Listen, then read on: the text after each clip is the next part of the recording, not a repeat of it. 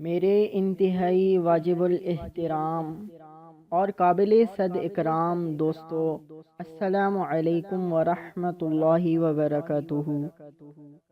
آج کی اس ویڈیو میں آپ سے یا ہادیو کا بہت ہی آسان اور بہت ہی مفید اور مجرب عمل شیئر کرنے جا رہا ہوں۔ آگے چلنے سے پہلے میں آپ سے ریکویسٹ کرتا ہوں کہ آپ اس چینل کو سبسکرائب کریں اور اس ویڈیو کو لائک کرنے کے ساتھ ساتھ شیئر بھی ضرور کریں، اور بیل آئیکن پر بھی مسٹ کلک کیجئے تاکہ آنے والی ہر ویڈیو آپ کو فوراً سے مل جائے۔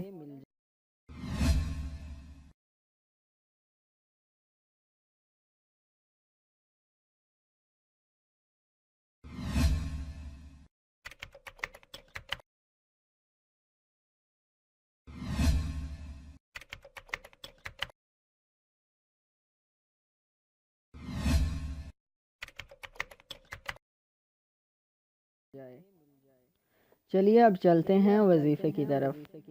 وظیفے کے شیئر کرنے سے پہلے میں آپ کو شرائط کے بارے میں بتا دیتا ہوں کہ شرائط پر عمل کرنا بے حد ضروری ہے، اور شرائط کسی وظیفے کی بنیاد ہوتی ہیں۔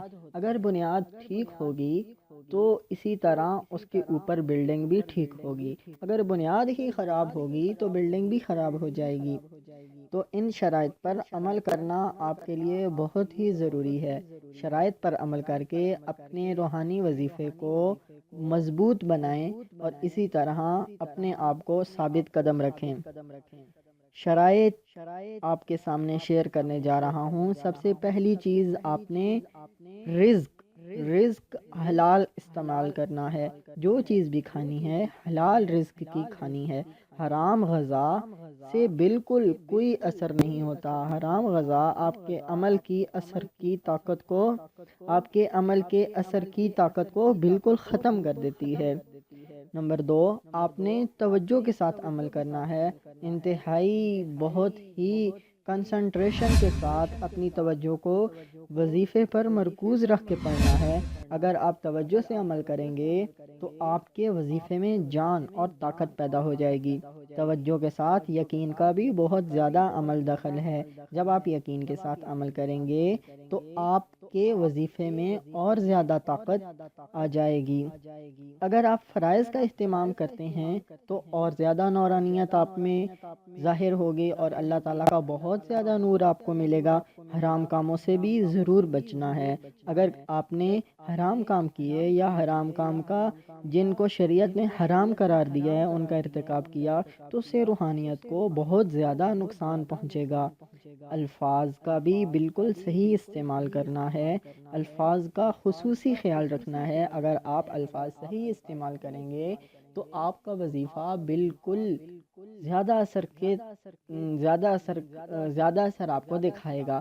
اگر آپ الفاظ صحیح استعمال نہیں کر رہے، اگر آپ سے الفاظ کی ادائیگی صحیح نہیں ہو رہی تو پھر مطلب تبدیل ہو جائے گا۔ مطلب تبدیل ہونے سے اس کے اثر میں بھی فرق آ جائے گا۔ اسی طرح طہارت کا بھی خصوصی خیال رکھیں۔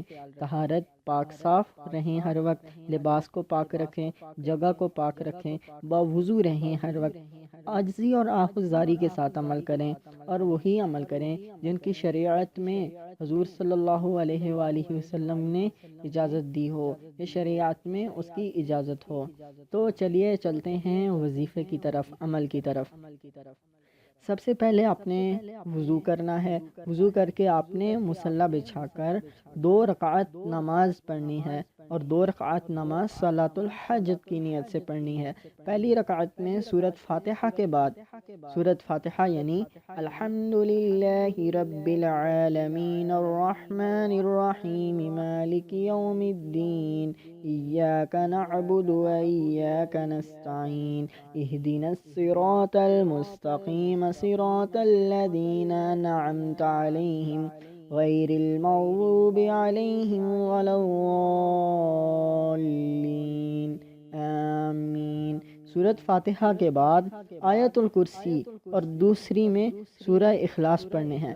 آیت الکرسی یہ ہے: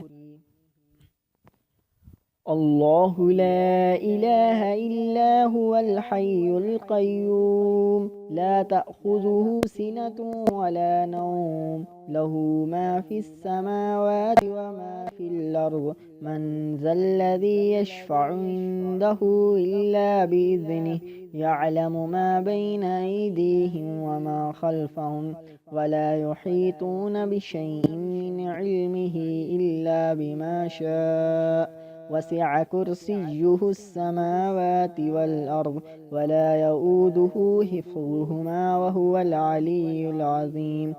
اور سورت اخلاص یہ ہے، بسم اللہ الرحمن الرحیم، قل هو اللہ احد اللہ الصمد لم یلد ولم یولد ولم یکن له کفوا احد۔ سلام پھیر کر ایک سانس میں جتنی بار ممکن ہو یا ہادیوں کا ورد کریں۔ سانس ٹوٹنے کے بعد سجدے میں جا کر اپنی حاجت پیش کریں، انشاءاللہ تعالی عز و جل دعا ضرور قبول ہوگی۔ اول آخر 7 مرتبہ درود شریف پڑھنا ہے۔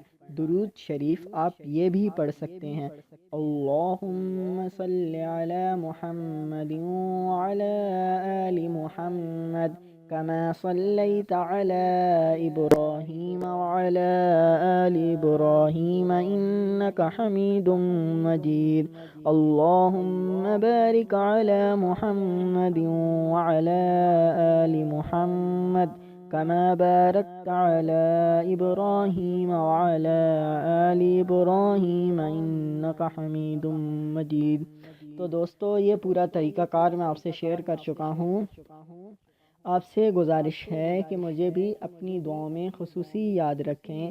اللہ تعالی ہم سب کی دنیا اور آخرت دونوں جہانوں کو آباد و شاد فرمائے۔ اپنا خیال رکھیے گا، والسلام، اللہ حافظ۔